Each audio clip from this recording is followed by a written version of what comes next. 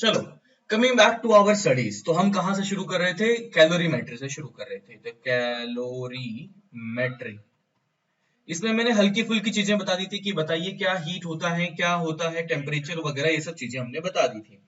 फिर टेम्परेचर के बारे में हम डिस्कस कर रहे थे।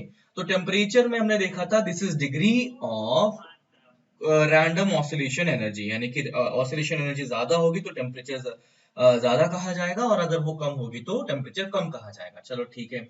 दूसरी बात मैं यहाँ पर कहता हूँ कि टेम्परेचर मेजरमेंट की जो डिवाइसेस होती हैं वो तीन प्रकार की हमें पता है। एक तो डिग्री सेल्सियस में मेजरमेंट किया जाता है, दूसरा फ़ारेनहाइट में मेजर किया जाता है, तीसरा केल्विन में मेजर किया जाता है। तो मैं उससे आगे कंटिन्यू करता हूँ, यहाँ तक तो हम कल पहुंच गए थे। तो मैं अगर बात करता हूँ सेल्सियस के लिए, तो सेल्सियस के लिए वाटर का या आइस का कह सकते हैं, है ना, आइस मेल्टिंग पॉइंट, आइस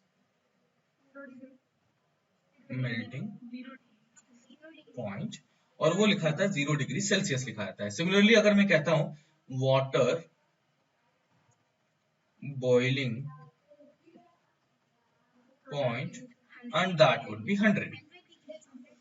अगर मैं फ़ारेनहाइट की बात करता हूँ, हाँ हाँ हाँ, कुछ कंक्लूजन ड्रॉ करना है मुझे। तो फ़ारेनहाइट में कितना आ गया था ये? 32, और ये कितना था वाटर बॉइलिंग पॉइंट? 212। अच्छा, अब हमारे पास फिर अगला बना था केल्विन। तो केल्विन में मैंने लिखा था this is 273 and this would be 373। चलो ठीक है। अब यहां तक तो हम पहुंच गए, है ना, हम यहां तक तो पहुंच गए। तो मैं अब जानना चाहता हूं कि यार ये संबंध, कौन सा संबंध कि सेल्सियस के बीच में और फ़ारेनहाइट के बीच में क्या रिलेशनशिप होता है, कि यार कितना डिग्री बराबर कितना सेल्सियस, ये कितना पता लगे, कैसे पता लगेगा? सिमिलरली मैं अगर फ़ारेनहाइट के बीच में रिलेशनशिप निकालूं और केल्विन के बीच में रिलेशनशिप निकालूं तो वो कैसे निकाला जाएगा? तो देखिएगा, सेल्सियस के लिए मैं लिख लेता हूं मान लीजिए कि अभी टेम्परेचर हो चुका है कुछ C डिग्री सेल्सियस, ठीक है। तो हम क्या करेंगे, C minus melting point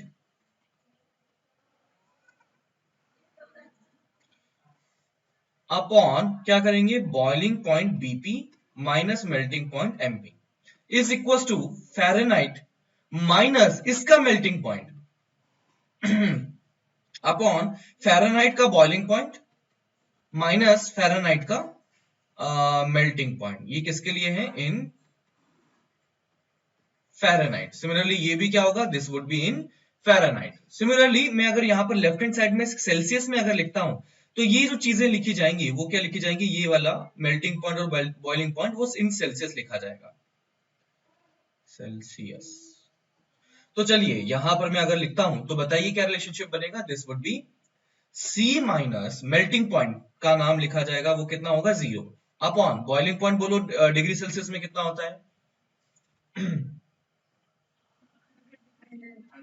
100 minus melting point कितना होगा,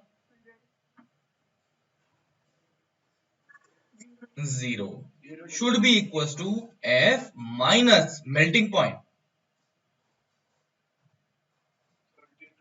32 अपॉन बॉइलिंग पॉइंट कितना था 212 माइनस दिस इज 32। तो this is equal to C by 100 is equals to F minus 32 divided by 180।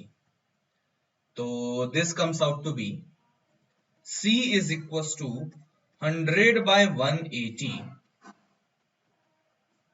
F minus 32। तो ये आ चुका है 5 by 9 F minus 32। सिमिलरली मेरे पास क्या आ गया कि फ़ारेनहाइट को सेल्सियस में कैसे कन्वर्ट करें। अगर उल्टा करें तो मैं लिख सकता हूं 9 by 5C is equal to F minus 32। तो F इज इक्वल टू कितना आ जाएगा, F is equal to 9 by 5C plus 32 Fahrenheit. तो मैं अगर कहता हूं बताइए कि व्हाट वुड बी 37 डिग्री, है ना, या 35 डिग्री कर लीजिए, तो 35 डिग्री सेल्सियस इन फ़ारेनहाइट बताइए कितना होगा 95 हो जाएगा। तो यहां पर मैं लिखता हूं कि दैट वुड बी, ये बनेगा 9 by 5 और C की वैल्यू कितना 35 प्लस 32। तो ये आ जाएगा कितनी बार गया, 7 टाइम, तो 9 7 जा 7 कितना 50 63 63 प्लस 32, तो ये आ जाएगा 95 डिग्री फ़ारेनहाइट। तो मैं यहां से क्या कह सकता हूं कि हमें एक पता लग चुका है कि डिग्री सेल्सियस से कैसे फ़ारेनहाइट में कन्वर्ट करें या फ़ारेनहाइट से कैसे डिग्री सेल्सियस में कन्वर्ट करें, और सेल्सियस से अगर मेरे पास समझ में आ गया तो सिमिलरली केल्विन से भी सेल्सियस में कन्वर्जन हम लिख सकते हैं। सिमिलरली चलिए इसी लॉजिक के बेसिस पर हम सेल्सियस और केल्विन के बीच का रिलेशनशिप लिखते हैं। तो मैं क्या लिखूंगा, C माइनस इसका मेल्टिंग पॉइंट इज अपॉन इसका बॉइलिंग पॉइंट माइनस इसका melting point is equals to क्या लिखा जाएगा, केल्विन माइनस इसका melting point upon boiling point minus इसका मेल्टिंग पॉइंट। तो C माइनस मेल्टिंग पॉइंट कितना हो जाएगा, 0 अपॉन बॉइलिंग पॉइंट कितना था, 100 minus 0 is equal to Kelvin का तो के रखा रहने दो, मेल्टिंग पॉइंट कितना था इसका 273, और ये आ जाएगा boiling point is 373 minus melting point is 273। तो बाय दिस लॉजिक मेरे पास आ गया C by 100 is equal to K minus 273 by 100। तो यहां से आ गया C बराबर K माइनस 273, और यही चीज हमें पता थी। हाँ, तो यहां से आ गया कि भैया C plus 273 is equal to Kelvin. तो इस लॉजिक के बेसिस पर हम फाइंड आउट कर सकते हैं कि किस प्रकार से किसी भी स्केल का, यानी कि हमने देखो यहाँ पर सेल्सियस और केल्विन का रिलेशनशिप निकाला। अब कल मान लो मैं अपनी मर्जी से डिसाइड करता हूँ, क्या डिसाइड करता हूँ कि यार ना तो मैं सेल्सियस मान रहा हूँ, ना तो फ़ारेनहाइट को मैं एक्सेप्ट करता हूँ, ना ही मैं केल्विन को एक्सेप्ट करता हूँ। मैंने कल से डिसाइड किया कि यार मैं अपना खुद का स्केल बनाता हूँ, तो मैंने कह दिया शिरिश स्केल। तो ऐसे तो कोई भी लॉजिक तो बताना पड़ेगा ना इस लॉजिक स्केल का। तो मैंने कहा कि यार इसकी जो यूनिट होगी वो डिग्री एस बोल देंगे, है ना, डिग्री एस बोल देंगे। मैंने कह दिया कि यार इसका मेल्टिंग पॉइंट बताओ कितना लो, melting of point of water कुछ तो डिफाइन करना पड़ेगा ना, कितना ले लें। अरे ऐसा नहीं, कितना डिग्री ले लूं, अपनी मर्जी से ले लेता हूं, मैं कह लेता हूं 50 डिग्री, 50 डिग्री शिरिश, ठीक है। फिर उसके बाद में मैं कहता हूं कि यार बॉइलिंग पॉइंट ऑफ वाटर मैं अपनी मर्जी से बोलता हूं 120 डिग्री शिरीष, ये लो, है ना, ऐसा कह दिया।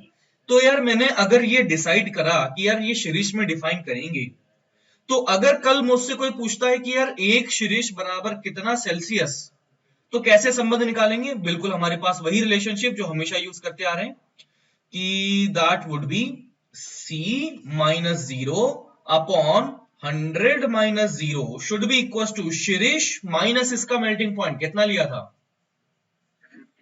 50 अपॉन क्या लिखो नीचे 120 माइनस 50। तो ये आ चुका है C by 100 is equal to S minus 50 upon कितना आ गया 70।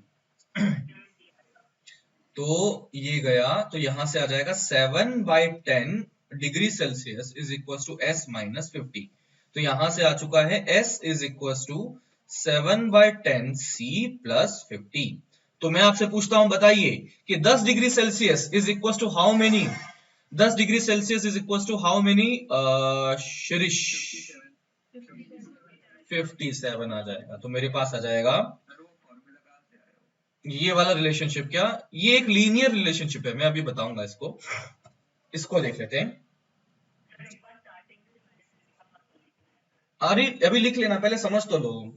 तो यहां से मैं कहता हूं इफ डिग्री सेंटीग्रेड में कहता हूं if temperature equals to 10 degree Celsius then find that temperature in Shirish scale. So that would be written as S is equals to 7 by 10 into 10 plus 50. तो 10 से 10 खलास, ये आ जाएगा 7 और 50 यानी कि 57 डिग्री, सॉरी डिग्री शिरीष। तो मैं कहता हूं कि इस प्रकार से कोई भी रिलेशनशिप हम निकाल सकते हैं, किसी भी दो टेम्परेचर स्केल के बीच में ये रिलेशनशिप निकाल सकते हैं। अब सवाल ये आता है कि सर ये रिलेशनशिप बना कैसे, तो शायद आपको पता हो कि अपन ने इक्वेशन ऑफ स्ट्रेट लाइन वगैरह पता थी, या लीनियर अपने को वो यूनिटी वाली पता है क्या, मतलब कि यूनिटरी मेथड मालूम है क्या आपको? यूनिटरी मेथड मालूम है क्या आपको? हाँ जी। तो अभी देखो, मैं क्या कहता हूं कि यहां पर कोई टेम्परेचर डिग्री सेल्सियस में है और कोई टेम्परेचर फ़ारेनहाइट में है, कोई टेम्परेचर फ़ारेनहाइट में, और ये आपस में बराबर है, मतलब जितना ये डिग्री सेल्सियस है, जितना ये डिग्री सेल्सियस है, उसी टेम्परेचर को फ़ारेनहाइट में एफ से दिखाया गया। तो मैं कहता हूं कि भैया इसका तो 100 तो था मेल्टिंग पॉइंट, बॉइलिंग पॉइंट, और 0 था इसका मेल्टिंग पॉइंट। हाँ, तो यहां पर जो बॉइलिंग यानी कि आइस से लेकर, यानी कि 0 डिग्री सेल्सियस से लेकर, यानी कि आइस से लेकर, आइस के मेल्टिंग वाले, यानी कि आइस मेल्ट करने वाली सिचुएशन से लेकर वाटर बॉइलिंग के बीच का जो टेम्परेचर की रेंज दे दी गई है, वो 100 दे दी गई है। ऑन दी अदर हैंड, मैं अगर फ़ारेनहाइट में कंपेयर करता हूं, तो यहां पर कितना था कि आइस और ये बॉइलिंग वाटर के बीच में जो गैप करता हूं, तो ये 32 से कितना था ये, 212, तो इनके बीच का जो गैप था, वो गैप कितना आ गया, वो आ गया 180। तो मैं क्या बोल सकता हूं कि यार 100 degree Celsius is equivalent to 180 degree Fahrenheit. क्यों? क्योंकि ये 100 डिग्री सेल्सियस है ना, 100 डिग्री सेल्सियस क्या था कि आइस मेल्ट होने से लेकर पानी बॉयल होने तक के बीच का जो टेम्परेचर गैप है, वो 100 डिग्री सेल्सियस दिखाया। और उसी गैप के अकॉर्डिंग अगर देखें, तो वही एग्जैक्ट गैप, यानी कि आइस मेल्ट होने से लेकर पानी बॉयल होने तक के बीच का जो गैप है, वो है 180 डिग्री फ़ारेनहाइट। तो ये आपस में इक्विवेलेंट होंगे, ये आपस में इक्विवेलेंट होंगे। तो मैं कहता हूं कि जिस प्रकार से ये आपस में इक्विवेलेंट है, उसी प्रकार से C-0 और F-32 भी आपस में इक्विवेलेंट होंगे। क्या ये बात समझ में आ रही है? तो मैं कह सकता हूं कि जो रेशो ये 100 और 180 के बीच में होना चाहिए, वही रेशो C-0 और F-32 के बीच में होना चाहिए। यानी कि 100 upon 180 should be equals to C-0 upon F-32, या इसको दूसरे शब्दों में लिखें तो मेरे पास बना F-32 को लेफ्ट हैंड साइड ले गया, इसको ऊपर ले गया और 100 को नीचे ले गया, तो F-32 by 180 is equal to C-0 upon 100। और यही चीज हमने अभी थोड़ी देर पहले लिखी थी स्केल कन्वर्जन के लिए, है ना। इसको मैं फिर से बताता हूं, थोड़ी अच्छी चीज है ये, कि देखो आइस मेल्ट होने का टेम्परेचर क्या था, 0 डिग्री सेल्सियस, वाटर बॉयल होने का टेम्परेचर कितना था, 100 डिग्री सेल्सियस। तो इनके बीच का जो गैप आ चुका है, यानी कि आइस मेल्ट होने से लेकर पानी बॉयल होने तक के बीच का जो गैप है, that is 100 degree Celsius.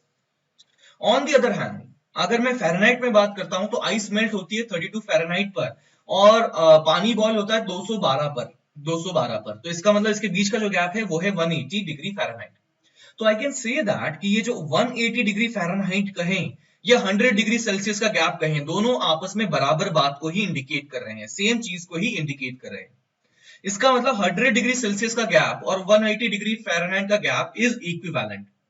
Similarly, मैं कोई टेम्परेचर कहता हूं डिग्री सेल्सियस में C है, और वही टेम्परेचर को फ़ारेनहाइट में F दिखाया गया है, तो मैं कह सकता हूं C माइनस मेल्टिंग पॉइंट और F माइनस इसका मेल्टिंग पॉइंट के बीच का जो गैप होगा, वो भी क्या होगा, इक्विवेलेंट होगा। तो मैंने क्या किया भैया, 100 डिवाइड बाय 180 का जो रेशो बनेगा, वही ratio C minus 0 upon F minus 32 का बनना चाहिए, और इस लॉजिक के बेसिस पर मैंने अल्टीमेट रिलेशनशिप ये निकाल दिया। I hope that is clear now. Okay, तो हाँ जी बच्चा, तो चलो जल्दी से नोट कर लो, यहां से नोट कर लीजिए। स्टार्टिंग यही तो है रे। हाँ, तो यहां से कर लो, होते ही बता देना, मैं और नीचे कर दूं।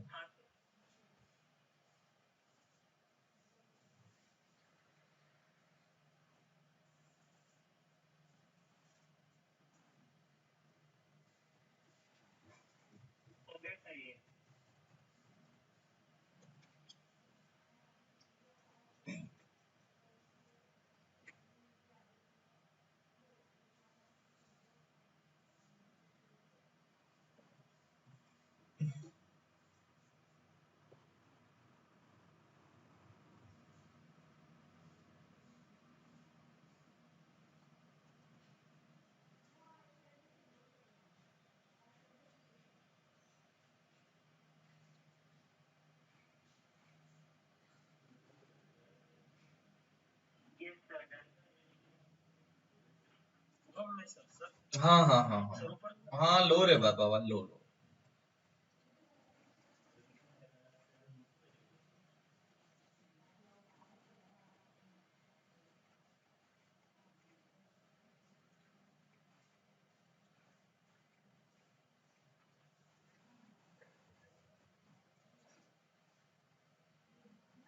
डन, आगे बढ़े।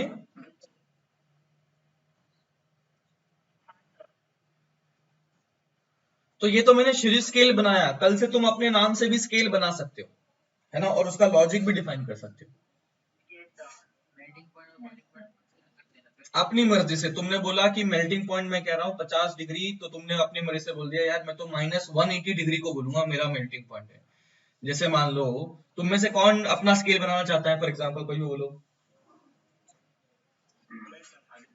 आदित्य, तो चलो आदित्य का कर लेते हैं। तो मैं कहता हूँ कि यार आदित्य ने डिसाइड किया, तो आदित्य से मैं दो चीजें पूछूंगा, बता यार तो आदित्य अपना आइस का मेल्टिंग पॉइंट कितना रखना चाहेगा, तो आदित्य कितना बोल रहा है, बोल। 120 degree Aditya, that would be the melting point. और चलिए इसका बॉइलिंग पॉइंट क्या बोलेंगे, 180। तो इसने कहा कि यार 120 डिग्री आदित्य हमने मेल्टिंग पॉइंट रखा है, और 180 डिग्री इसका बॉइलिंग पॉइंट रखा हुआ, 180 डिग्री आदित्य बॉइलिंग पॉइंट रखा हुआ है। और अगर मुझे सेल्सियस में और आदित्य में संबंध बताना है, तो हमारे पास वही रिलेशनशिप बन जाएगा कि Celsius -0 upon 100 - 0 should be equal to Aditya -120 upon क्या लिखूं। करेक्ट। तो इस तरीके से कोई भी रैंडम रिलेशनशिप हम निकाल सकते हैं, रैंडम स्केल का रिलेशनशिप निकाल सकते हैं। तो ये किस लिए है कि हो सकता है कि सवाल में आपसे दे दिया जाए कि यार हमने मेल्टिंग पॉइंट बॉइलिंग पॉइंट ऐसा दे दिया, तो बताइए इस स्केल का और सेल्सियस का क्या संबंध होगा। तो इस लॉजिक के बेसिस पर हम संबंध बता सकते हैं। डन। हाँ जी। फ़ारेनहाइट में भी कंपेयर कर सकते हैं, बिल्कुल। बस वो क्या है ना कि सेल्सियस इसलिए रहा हूं क्योंकि सेल्सियस की आदत होती है ना अपने को। अरे फ़ारेनहाइट तो क्या चलता है, अमेरिका में चलता है कि यार वो 98 99 डिग्री फ़ारेनहाइट बोलते हैं। अब क्या है कि अपने को तो आदत किसकी है, सेल्सियस की। यार 32 डिग्री सेल्सियस बोलूंगा तो तुम्हें फील आ जाएगी। उसी जगह मैं अगर बोलता हूँ कि 92 फ़ारेनहाइट, फील आएगी क्या तुम्हें? नहीं, इसीलिए मैं थोड़ा सेल्सियस को ज्यादा यूज कर रहा हूँ क्योंकि अपने को फील आ जाती है सेल्सियस। हाँ, चले आगे बढ़े। ओके, ये लिखना है। लिखो लिखो लिखो। हाँ जी, ले लो ना, किसने रोका है, तुम्हारी मर्जी, तुम अपना स्केल बना रहे हो। मैं कौन सा होता हूँ तुम्हें मना करने वाला, है ना। ले लो, बिल्कुल ले लो।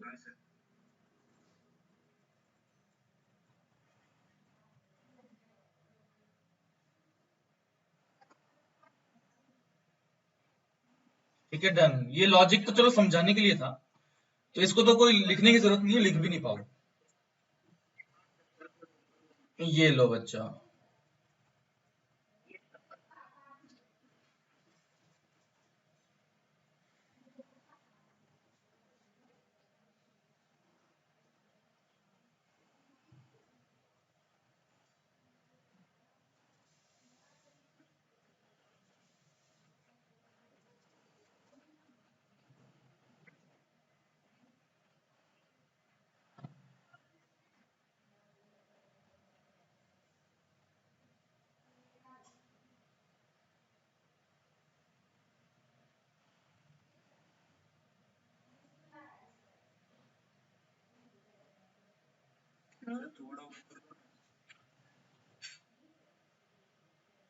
ये तो लिखना ही नहीं है ना, ये तो क्या लिखोगे इसको, तो ये तो कोई सेंस नहीं बन।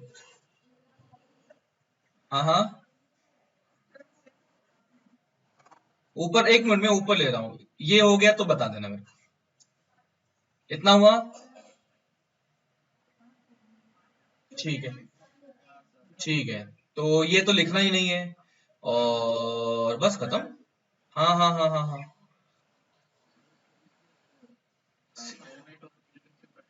क्या कह रहे हो?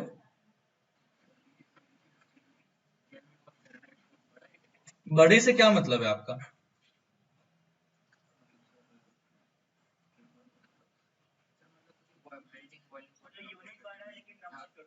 नहीं, अरे यूनिट बड़ा छोटा कुछ नहीं है रे बाबा, ये सभी कंपेरेबल यूनिट्स हैं। देखो बड़ा और छोटा यूनिट का मैं बताता हूँ, जैसे मीटर और किलोमीटर है तो उसमें डिफरेंस आपको समझ में आता है कि कौन सी यूनिट बड़ी है। बट यहाँ पर ये क्या है कि ये जो यूनिट्स डेवलप हुई हैं वो सभी अपनी अपनी जगह पर अपने अपने टाइम के अपने अपने रिक्वायरमेंट के अकॉर्डिंग डेवलप हुई हैं। इनमें अगर देखें बड़ा छोटा तो कोई खास अंतर नहीं है, मतलब होगा तो मतलब ऐसा कोई बहुत बड़ा अंतर नहीं आएगा, समझ रहे हो। ऐसा नहीं है कि Fahrenheit is equal to 1000 times Celsius, ऐसा कोई नहीं है रिलेशनशिप। तो ऐसा क्या है कि बस वो यूज वाली बात है कि क्या है ना कि अपनी अमेरिकन कंट्रीज में फ़ारेनहाइट ही यूज होता है कि वहां पे टेम्परेचर बताते हैं तो इतना 90 डिग्री फलाना डिग्री, तो 90 डिग्री सोचते हैं तो डर लगता है ना। वो अगर बोलेंगे ना तो टेम्परेचर हमारे पास 60 डिग्री है, 70 डिग्री है, 80 डिग्री है, तो मैं सोचता हूँ कि अरे यार ये डिग्री का मतलब क्या है, तो वो एक्चुअली क्या है ना वो फ़ारेनहाइट की बात कर रहे होते हैं, और जब हम सेल्सियस में अपने normal day to day life में अपन सेल्सियस में बात कर रहे होते हैं। तो बस वो यूज का फर्क है कि कौन किस चीज को यूज कर रहा है। सर हाँ जी। सर आपने जो C माइनस 0 पर लिया F माइनस 32, हम्म सर उधर बॉइलिंग पॉइंट नहीं ले सकते? 212 -32, हाँ अब बोलो इसमें क्या कहना चाहते हो। तो सर आपने C माइनस जो 0 किया उधर C माइनस 100 क्यों नहीं लिया? हम्म सर ऊपर हम्म। ऊपर की स्क्रीन पर आपने जो दिया। मैं समझ गया, तुम ये कह रहे हो कि स्केल में जो लॉजिक बैठा है वो लॉजिक ऐसा क्यों बैठा है, क्योंकि मैं बताता हूँ कि जो डिनोमिनेटर में हमने लिया है कि हम कहाँ गए डिनोमिनेटर में, 0 से 100 तक पहुंचे, है ना। हम कहाँ पहुंचे हैं, 0 से 100 तक पहुंचे हैं। सिमिलरली यहाँ पर हम क्या कहे हैं, मेल्टिंग पॉइंट से अगले हायर टेम्परेचर तक पहुंचे हैं। उसी तरह से मैं यहाँ पर क्या कह रहा हूँ कि भाई लोअर टेम्परेचर से अपना जो मेल्टिंग पॉइंट वाले टेम्परेचर से सी वाले टेम्परेचर के बीच में पहुंच रहा हूँ। मतलब मैं कैसे समझाऊं, ये रहा हमारा आइस, तो आइस से मैं पहुंचा हूं 100 पर एक बार, और फिर आइस से मैं पहुंचा हूं एक बार डिग्री सेल्सियस पर। तो जो रिलेशनशिप मेरा आइस से 100 पहुंचने में था वही रिलेशनशिप आइस वाला 32 फ़ारेनहाइट से लेकर 212 फ़ारेनहाइट का था। मतलब समझ रहे हो ना कि जो रिलेशनशिप मैंने आइस से 100 के बीच में लगाया था वही रिलेशनशिप मैंने 32 से 212 के बीच में लगाया था। और इसी रिलेशनशिप के बेसिस पर मैंने कहा था कि यार मैं आइस से मान लो किसी डिग्री सेल्सियस पे चला जाता हूं, तो मैं क्या कर रहा हूं ना कि इस रिलेशनशिप को कॉपी कर रहा हूं। मतलब समझ रहे हो ना कि मैं आइस से हर जगह पे जा रहा हूं, आइस से ही 100 पर गया या आइस से ही मैं डिग्री सेल्सियस पर गया। तो इसीलिए अपन क्या कर रहे हैं ना कि जीरो से ही सब कुछ सभी जगह जा रहे हैं। I hope I have explained your answer question, क्योंकि है ना कि अपन कहाँ जा रहे हैं कि आइस से सब जगह जा रहे हैं, कि आइस से 100 पर गया या आइस से मैं सेल्सियस पर गया किसी सेल्सियस पर, तो सी माइनस आइस वाला टेम्परेचर अपॉन 100 माइनस आई वाला टेम्परेचर, तो इसीलिए आइस आइस आइस लिखा जा रहा है यहाँ पर। डन। ओके। हाँ हाँ, दोबारा बोल। गैप लिखना था ना रे बाबा, अब गैप को मैं एडिशन से कैसे निकालूं। सर लेकिन आपने क्या बोला, डिफरेंस सेम होता है तो एडिशन भी सेम हो सकता है ना। यार ये मैं यूनिटरी मेथड से कोशिश कर रहा हूँ, और यूनिटरी मेथड से मैं गैप को डिफरेंस बताऊंगा ना। ओहो, जैसे 0 से 100 के बीच का गैप, यानी कि आइस वाली टेम्परेचर और 100 वाला टेम्परेचर के बीच का जो गैप है, उसी प्रकार से 32 डिग्री फ़ारेनहाइट से 212 के बीच का जो गैप है वो इक्विवेलेंट है ना। एडिशन के बारे में मुझे नहीं मालूम कि इक्विवेलेंट है कि नहीं, समझ रहे हो क्या, कि भैया आइस और ये वाटर के बीच का जो गैप होगा, और ये डिग्री फ़ारेनहाइट में आइस और डिग्री फ़ारेनहाइट में वाटर, बॉइलिंग वाटर के बीच का जो गैप होगा, टेम्परेचर गैप होगा, वो इक्विवेलेंट होना चाहिए ना। एडिशन के पीछे क्या लॉजिक है इसका इक्विवेलेंट होने का। Is it clear now. हाँ sir. Okay, Yes. Let's move on. तो अभी तक मैंने क्या करा था ना, थोड़ी बेसिक चीजें देखी थी। अब बात करते हैं कि भैया कैलोरीमेट्री होता क्या है ना। अभी तो क्या है कि कैलोरीमेट्री समझने के लिए जो हल्की फुल्की चीजें चाहिए थी वो बात करी थी। तो कैलोरीमेट्री में लिखें व्हाट इज कैलोरीमेट्री। इसमें लिखें the branch of physics which deals with the branch of physics which deals with heat exchange between two or more bodies. The branch of physics which deals with heat exchange between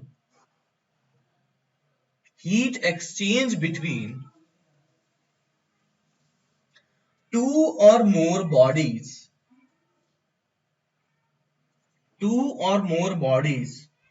at different temperature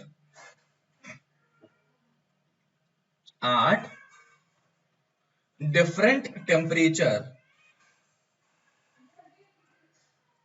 known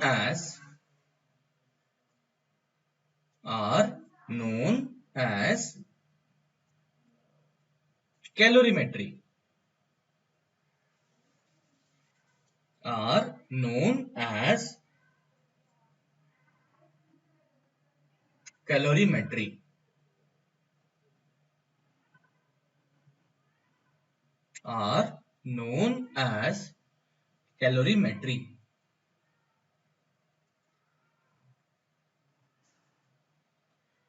ठीक है, फिर उसके बाद में हमने heat भी समझ लिया था। हीट को अब यहाँ पे समझ सकते हैं कि भैया टेम्परेचर डिफरेंस की वजह से जो हीट एक्सचेंज बनेगा उसके मेजरमेंट की जो ब्रांच है वो कैलोरीमेट्री होगी। यानी कि यार एक कोई गर्म वाली बॉडी है, कोई ठंडी वाली बॉडी है, दोनों को पास में ले आते हैं तो क्या होगा कि गर्म वाली हीट देगी, ठंडी वाली हीट लेगी। तो ये जो मेजरमेंट का जो हमारी ब्रांच बनी है दैट वुड बी कैलोरीमेट्री। चलिए अब कैलोरीमेट्री को हम आगे समझेंगे तो इसमें क्या होती है, कई सारी टर्म्स होती है। तो सबसे पहले टर्म्स हमारे पास बनती हैं तो वो बनती है स्पेसिफिक हीट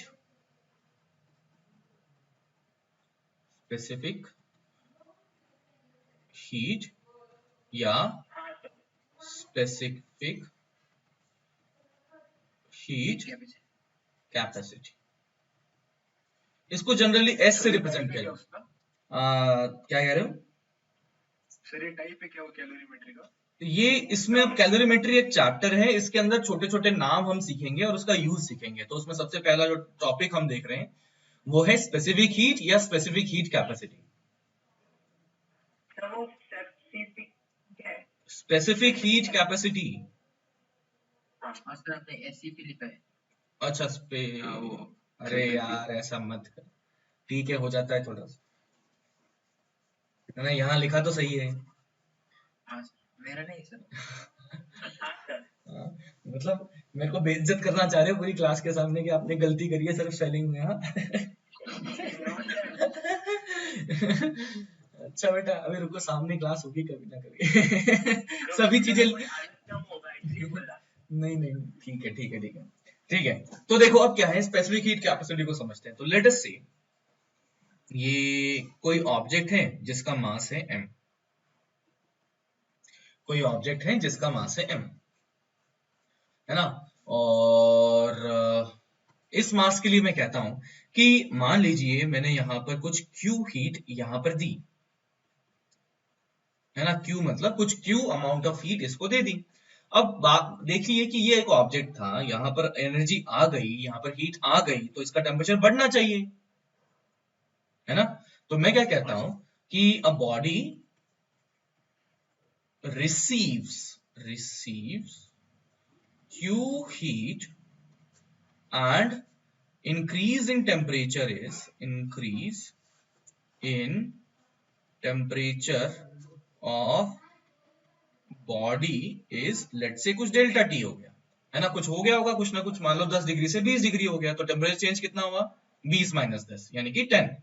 मान लो बॉडी का टेम्परेचर पहले 10 था बाद में 50 हो गया तो टेम्परेचर चेंज कितना हुआ, 40 हो गया ना, 10 से 50 हो गया। हाँ तो अभी क्या है कि यहाँ पर मैं देखना चाहता हूं कि स्पेसिफिक हीट को देखना चाहता हूं। तो स्पेसिफिक हीट को डिफाइन किया गया है कि वो डिफाइन किया गया है यूनिट मास का, है ना। पहले समझ लो, लिखना नहीं है। यूनिट मास का यूनिट टेम्परेचर चेंज करने के लिए required heat is known as specific heat capacity. फिर से बोलता हूं, यूनिट मास का यूनिट टेम्परेचर चेंज करने के लिए required heat is known as specific heat capacity. तो यहां पर देखिए टोटल मास कितना था, m। तो मैं कहता हूं m मास का डेल्टा टी टेम्परेचर चेंज करने की रिक्वायर्ड हीट, वो कितना आ गया बोलो, वो तो Q दिया था हमने, है ना। m मास का डेल्टा टी टेम्परेचर चेंज करने के लिए Q दिया था। तो बताइए यूनिट मास का डेल्टा टी टेम्परेचर चेंज करने के लिए रिक्वायर्ड हीट कितना लिखा जाएगा? Q upon M into delta T। अरे ओफो, अभी तो हमने क्या किया था, m मास की जगह बस यूनिट कर दिया है, टेम्परेचर चेंज अभी भी कितना था, डेल्टा टी, समझ रहे हो? हाँ सर। तो मैं कहता हूं कि यार m मास का डेल्टा टी टेम्परेचर चेंज करने के लिए Q हीट चाहिए, तो m मास के लिए Q चाहिए, तो यूनिट मास के लिए कितनी चाहिए होगी, वो चाहिए Q बाय m। चलो ठीक है, अभी देखो टेम्परेचर चेंज हमने कितना किया है, डेल्टा टी, हमने टेम्परेचर चेंज कितना किया है, डेल्टा टी। तो मैं कहता हूं कि यूनिट मास का यूनिट टेम्परेचर चेंज करने के लिए रिक्वायर्ड हीट, बताइए क्या लिखेंगे, Q by m delta T. Very good, है ना, कि भैया डेल्टा टी टेम्परेचर चेंज करने के लिए Q बाय m हीट चाहिए, तो यूनिट टेम्परेचर चेंज के लिए Q by m delta T चाहिए। और इसी चीज को देखो हमने क्या डिफाइन किया था कि यूनिट मास का यूनिट टेम्परेचर चेंज करने के लिए required heat is equal to Q by m delta T, और इसी को क्या कहते हैं, स्पेसिफिक हीट कैपेसिटी के नाम से जानते हैं। Is it clear? हाँ सर। हाँ जी, इसी को हम स्पेसिफिक हीट कैपेसिटी के नाम से डिनोट कर देना सर। दोबारा बोलो, इसी डिनोट कर देना सर इसको। सर एक बार फिर से बोलिए। अभी रुको डिनोशन अगर बात करेंगे। देखो भाई, हमने क्या लिया था, m मास लिया था, m मास में कितना temperature change, delta T temperature change. तो m मास का डेल्टा टी टेम्परेचर चेंज करने के लिए कितनी हीट चाहिए, Q चाहिए। तो m मास के लिए Q चाहिए, तो यूनिट मास के लिए कितना, Q बाय m। ठीक है, अब देखो हमने टेम्परेचर चेंज कितना किया था, हमने टेम्परेचर चेंज किया था डेल्टा टी। तो भैया डेल्टा टी टेम्परेचर चेंज के लिए Q बाय m, तो यूनिट टेम्परेचर चेंज के लिए कितना चाहिए, Q by m delta T. Unitary method है, कुछ मैथ्स फिजिक्स कुछ नहीं है यहाँ पर, सिंपल सी यूनिटरी मेथड है, समझ रहे हो? Yes sir. तो यहां से हमने जो डिफाइन किया कि भैया स्पेसिफिक हीट कैपेसिटी, जिसको हम S से इंडिकेट करते हैं, वो होता है Q upon m delta T. Remember, ये S से रिप्रेजेंट किया जाता है। तो यहां से आ चुका है S is equal to Q upon m delta T. तो क्या बता सकते हैं Q की वैल्यू यहां से कितनी आ गई, S into M delta। ms delta T. क्या कोई यूनिट बता सकता है क्या होगी यूनिट ऑफ S?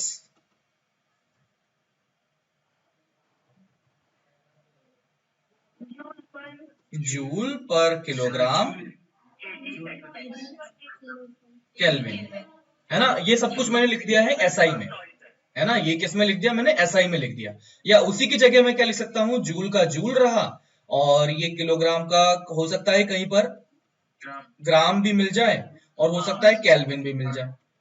और ऐसा भी दिख सकता है कि ये हमारे पास जूल का जूल रहा, ग्राम का ग्राम रहा, और यहाँ पर डिग्री सेल्सियस मिल जाए। इट में बी ऑल्सो बी पॉसिबल, है ना, ऐसा भी संभव है, ऐसा भी रिलेशनशिप पॉसिबल है।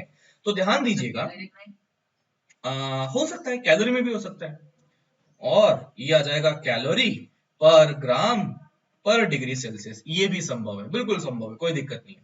तो देखिए ये वाली चीज क्या थी, ये हमारी SI यूनिट थी।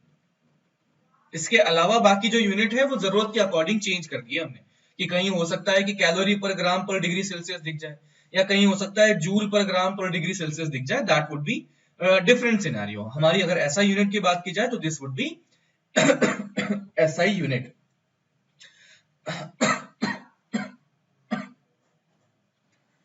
तो इसमें लिखें, इतना नोट कर लिया गया? नहीं सर, वो एक मिनट, तो इसमें डेफिनेशन लिख लो पहले। कहाँ ये लिख लिया है क्या तुम लोगों ने? अब बस हेडिंग लिखा है ना। अच्छा रुको, सर पूरा लिखा सर। अरे रे रे रुको भाई। कुछ नहीं लिखा सर। हाँ हाँ हाँ, अभी डेफिनेशन लिख लो, फिर उसके बाद पूरा लिख लेना, और जिसने पूरा लिख लिया उसके बाद में डेफिनेशन लिख लो, कोई दिक्कत नहीं है। लिखो, heat required to change the temperature of unit mass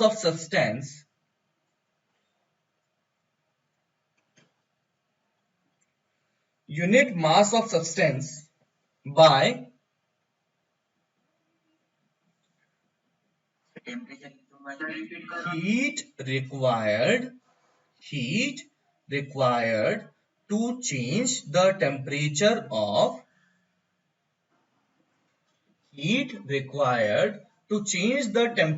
of unit mass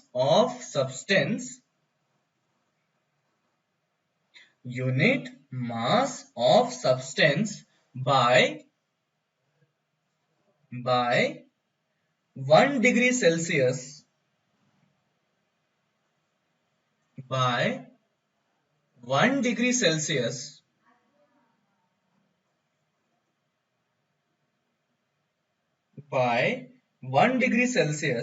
is equal to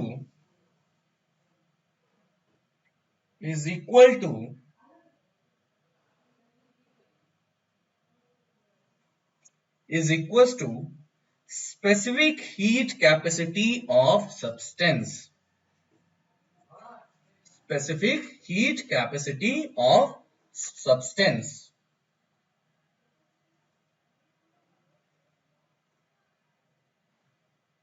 Specific heat capacity of substance. ए भगवान, सुनो अब ध्यान से सुनना। Heat required to change the temperature of unit mass of substance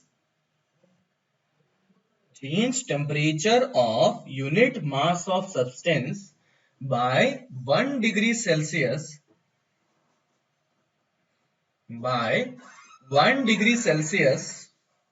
is equal to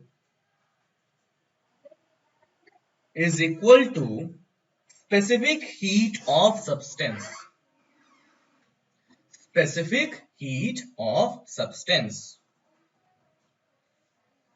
Specific heat of substance. हाँ जी, हाँ जी लिख लो।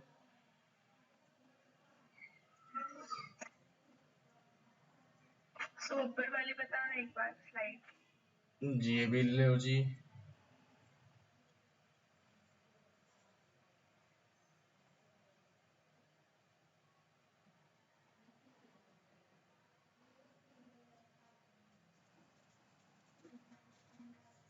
Done, नीचे ले जाऊं? हाँ जी, ये ले गए नीचे।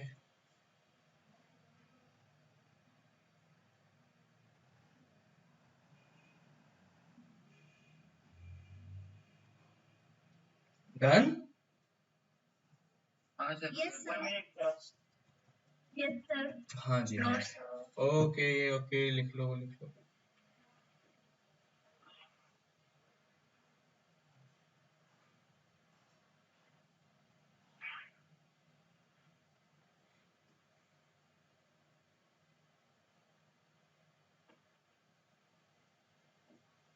Done sir. अब देखो क्या होता है। हाँ जी हाँ जी हाँ जी। अब देखो क्या होता है कि जैसे हमारे पास में मैंने लिखा कि यूनिट मास के लिए, तो यूनिट मास की अगर मैं बात करता हूं तो आई कैन से दैट कि यूनिट मास हमारा ग्राम में भी हो सकता है कि 1 ग्राम यूनिट मास ले लिया मैंने, या हो सकता है 1 किलोग्राम भी ले लिया।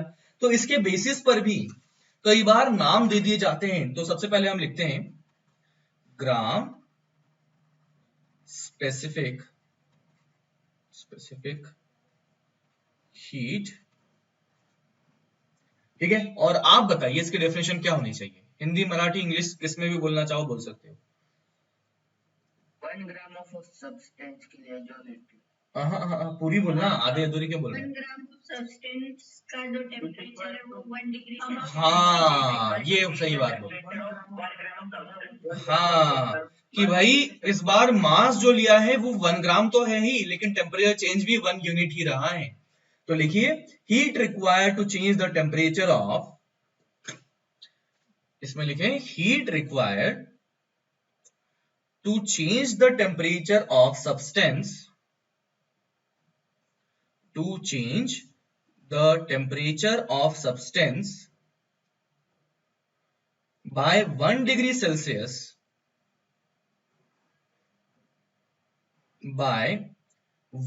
Celsius is equals to gram specific heat. Gram specific heat. Gram specific heat. एक बार फिर से बताओ ना। Heat required to change the temperature of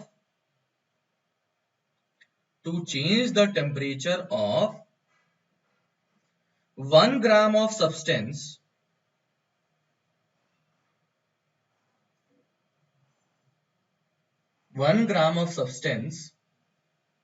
by 1 degree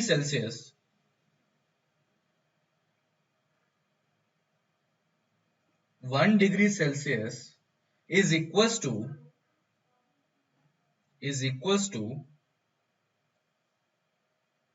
gram specific heat. Gram specific heat का टाइप है ना, टाइम कहां से आ गया, टाइप टाइप है, हाँ, नाम है, बिल्कुल कि भाई ये एक प्रकार की ऐसी हो सकती है। दूसरा क्या हो रहा है, कहीं पर किलोग्राम यूज कर सकते हैं, तो किलोग्राम स्पेसिफिक हीट लिखें और वो खुद से ही लिख लीजिए, है ना, किलो अगला हेड इसमें लिखो, हाँ, kilogram specific heat. Sir definition एक बार रिपीट करो। मैं किलोग्राम की लिख रहा हूं तो ग्राम वाले की लिख लेना, सुनना, पहले किलोग्राम की लिख ले फिर ग्राम की ऑटोमेटिकली लिख लेगा। इसमें लिखें heat required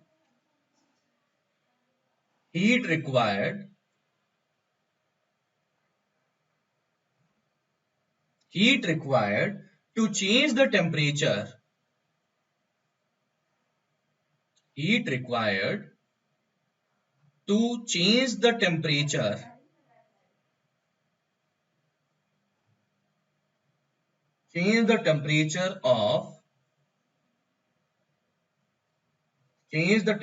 temperature of 1 kilogram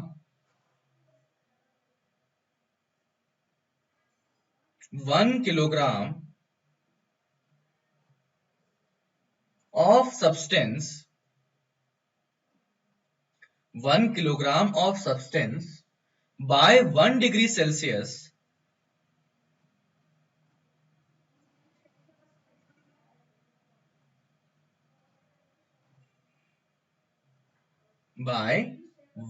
Celsius is equals to kilogram specific heat.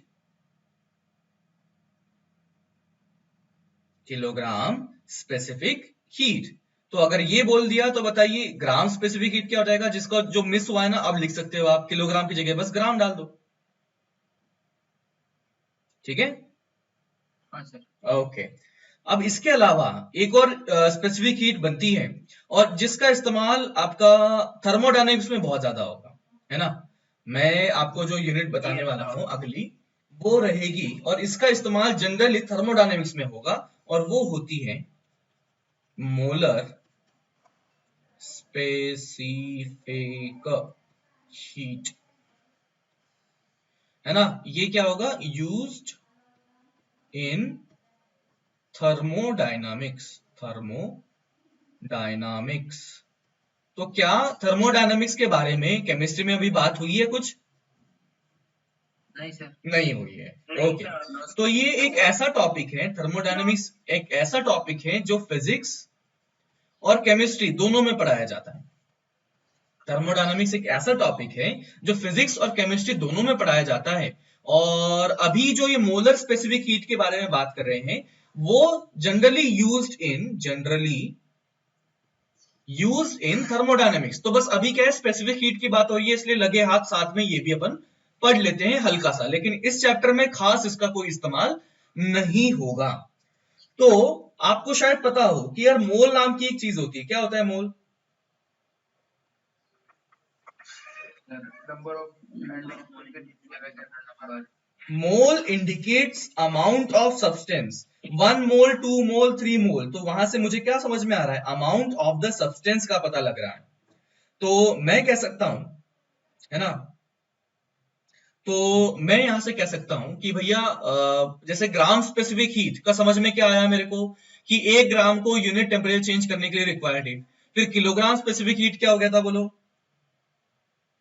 1 kilogram को कितना लगेगा? हाँ, कि भाई 1 किलोग्राम को 1 डिग्री सेल्सियस के लिए कितनी हीट चाहिए होगी। तो मोलर स्पेसिफिक हीट क्या हो जाएगा, बोलो? 1 मोल को 1 डिग्री सेल्सियस चेंज करने के लिए कितनी हीट चाहिए, समझे? हाँ सर। तो लिखें heat required to change the temperature of heat required to change the temperature of heat required to change the temperature of 1 mole of gas,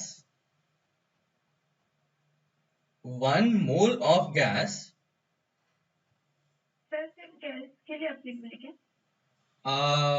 मतलब मोल जनरली गैस में ही होगा, हालांकि सॉलिड और वो भी हो सकता है। 1 मोल ऑफ सब्सटेंस कर लीजिए, 1 मोल ऑफ सब्सटेंस कर लीजिए। मैं वापस बोलता हूं, heat required to change the temperature of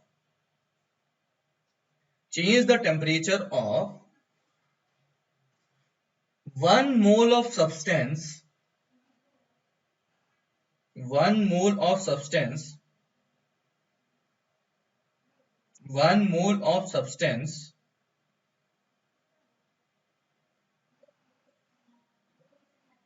by 1 degree Celsius, by 1 degree Celsius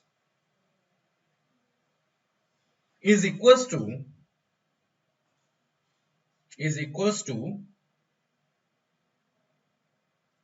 molar specific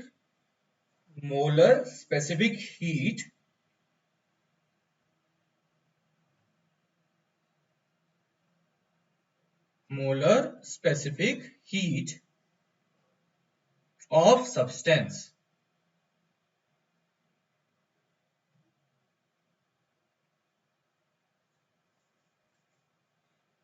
Molar specific heat of substance.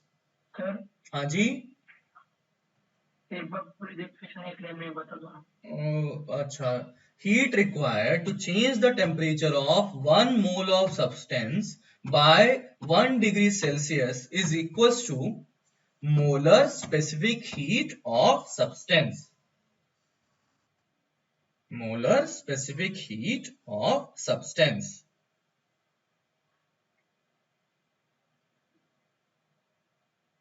Done? हाँ जी, अब देखिए कुछ वैल्यूज हैं जो हमें याद रखनी पड़ेंगी। तो जब देखो हमने क्या कर दिया, आइस ले लिया, हमने क्या ले लिया, आइस ले लिया। तो आइस के केस में, आइस जब सॉलिड फॉर्म में है ना, सॉलिड जब आइस जिसको बोल रहे हैं, तो आइस के लिए स्पेसिफिक हीट एस जो कहा गया है उसकी वैल्यू बन चुकी है 0.5 कैलोरी पर ग्राम पर डिग्री सेल्सियस। क्या हमें ये याद रखना है? जी बिल्कुल याद रखना है। अगर मैं वाटर की बात करता हूं तो वाटर के लिए जो एस लिखा जाता है तो वो लिखा जाता है 1 कैलोरी पर ग्राम पर डिग्री सेल्सियस। अच्छा, आइस वाटर अगर मैं लेता हूं किसका, स्टीम के लिए, तो स्टीम के लिए जो एस की वैल्यू आ जाती है जो हमें याद रखनी है वो है 0.5 कैलोरी पर ग्राम पर डिग्री सेल्सियस। तो इनफैक्ट ये चीजें आपको याद होनी चाहिए, और शायद इस चीज को तो हम किसकी यूनिट उससे निकाल सकते हैं, कैलोरी की डेफिनेशन से भी निकाल सकते हैं। जरा बताइए कैलोरी को कैसे डिफाइन किया था? 1 calorie equal to 4.2 joule. अरे नहीं नहीं, define define. Sir, amount of heat energy required to reach temperature of 1 gram water from 14.5 degree Celsius to 15.5 degree Celsius. बिल्कुल सही, 14.5 से 15.5। तो एक चीज बताओ, हाँ हाँ, अब एक चीज बताओ कि भाई 14.5 से 15.5 के बीच में टेम्परेचर गैप कितना हुआ? 1 degree का 1 डिग्री का हुआ, ठीक है। अच्छा बताइए, हमारा जो सब्सटेंस का अमाउंट लिया था हमने वो कितना लिया था? 1 degree का अरे अमाउंट ऑफ सब्सटेंस कितना लिया था, कितना? 1 ग्राम लिया था। तो मैंने क्या लिखा था कि भैया 1 ग्राम पानी को 1 डिग्री सेल्सियस चेंज करने के लिए जो हीट चाहिए वो कितनी है? 14.5 अ, 1.5 to 1 degree. अरे रे रे, ओफो ओफो ओफो ओफो कैलोरी क्या था? 14.5 अरे रे रुक तो जाओ, सुनो। 1 calorie. हाँ, 1 calorie. हे भगवान रुक जाओ, आवाज नहीं आएगी, सुनो। 1 कैलोरी क्या डिफाइन किया था कि भैया 1 कैलोरी में हमने लिया था कि 1 ग्राम पानी को 14.5 से 15.5 डिग्री सेल्सियस तक गर्म करने के लिए रिक्वायर्ड हीट को 1 कैलोरी कहा था। तो अमाउंट ऑफ सब्सटेंस लिया है 1 ग्राम और टेम्परेचर चेंज भी कितना हुआ है 1 डिग्री सेल्सियस। अरे बल्ले बल्ले हो गए। तो इस हिसाब से मैं अगर एस की वैल्यू निकालूं तो क्या हो जाएगा, 1 कैलोरी पर ग्राम पर डिग्री सेल्सियस। यानी कि देखो एस की वैल्यू कितनी आ गई है, 1 कैलोरी पर ग्राम पर degree Celsius. Is it clear? हाँ सर. और ये चीजें याद होनी चाहिए कि specific heat capacity for ice इतना याद होना चाहिए, specific heat capacity for water इतना याद होना चाहिए, और specific heat capacity for steam इतना होता है, ये याद होना चाहिए। सवालों में आपसे ये उम्मीद नहीं की जाएगी कि ये सवाल में दिया गया हो, आपको ये याद होने की एक्सपेक्टेशन हम करते हैं। सर हाँ, इन तीनों के अलावा और सब्सटेंस की भी है क्या? और सब्सटेंस की है लेकिन उसको याद करने की जरूरत नहीं है, ये याद करना है आपने। तो वो क्वेश्चन में देंगे ना. वो क्वेश्चन में दे देंगे। मान लो अपने को आयरन दे दिया, मान लो अपने को कॉपर दे दिया या कुछ भी दे दिया, तो इन दैट सिनेरियो वो आपको याद करने की जरूरत नहीं होगी, वो सवाल में दिया जाएगा। सर ये जूल में भी याद रखना पड़ेगा क्या? इसको कन्वर्ट कर सकता है, कैलोरी को जूल में डाल दे तो कितना हो जाएगा बोल। 4.2. हाँ खत्म, इंटू 4.2 कर देंगे. बस। तो सवाल लिखिए। सर ये जो टेम्परेचर है 14.5 से 15.5, तो ये कुछ स्पेसिफिक क्यों लिया है? 14.5 से 15.5 स्पेसिफिक क्यों नहीं है, इसे मैं नहीं समझा, मतलब किस तरह से स्पेसिफिक कह रहे हैं? मतलब सर वही क्यों टेम्परेचर लिया है? कहीं तो डिफाइन करना था। होता है क्या है, मैंने जब ये चीज पिछली बार भी बताई थी कैलोरी को डिफाइन करते टाइम, कि यार होता क्या है, प्रैक्टिकली अगर सोचा, आइडियली नहीं, प्रैक्टिकली अगर देखें, हमने देखा कि यार 25 डिग्री सेल्सियस से 26 डिग्री सेल्सियस है ना, 25 डिग्री सेल्सियस से 26 डिग्री सेल्सियस का टेम्परेचर चेंज जब मैंने पानी का किया, तो जो अमाउंट ऑफ हीट है, और ऑन द अदर हैंड क्या बोलता हूं, 14.5 डिग्री सेल्सियस से 15.5 डिग्री सेल्सियस तक अमाउंट ऑफ हीट है, वो जो अमाउंट ऑफ हीट है ना, वो हल्की सी बिल्कुल माइन्यूट सी डिफरेंट आ जाती है। तो for the sake of definition हमें एकदम कोई स्पेसिफिक टेम्परेचर बताना पड़ा कि हाँ भैया 14.5 से 15.5 की ही बात कर रहे हैं, ठीक है ना। एग्जैक्टली यही चीज मैंने कल भी बताई थी जब इसको डिफाइन किया था, कैलोरी को डिफाइन किया था। Yes sir. Okay okay okay okay, ठीक है। चलिए अब आगे बात करते हैं। एक सवाल लिखिए, एक सवाल लिखिए। Specific heat of substance, specific heat of substance is 40 calorie per gram per degree Celsius, 40 calorie per gram per degree Celsius, then find the heat required,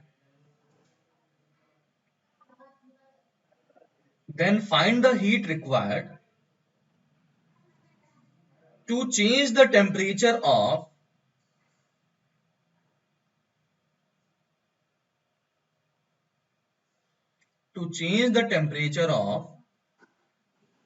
40 gram substance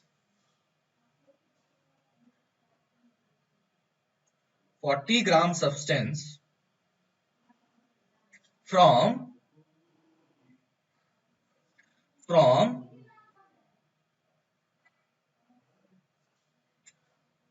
20 degrees Celsius to 50 degrees Celsius.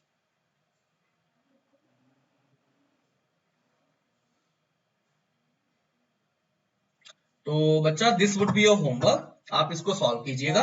हाँ 48,000 है ना, हाँ answer आप निकाल लोगे, आसान सवाल है और इससे बारे में और अच्छे से कल डिटेल में बात करेंगे। डन।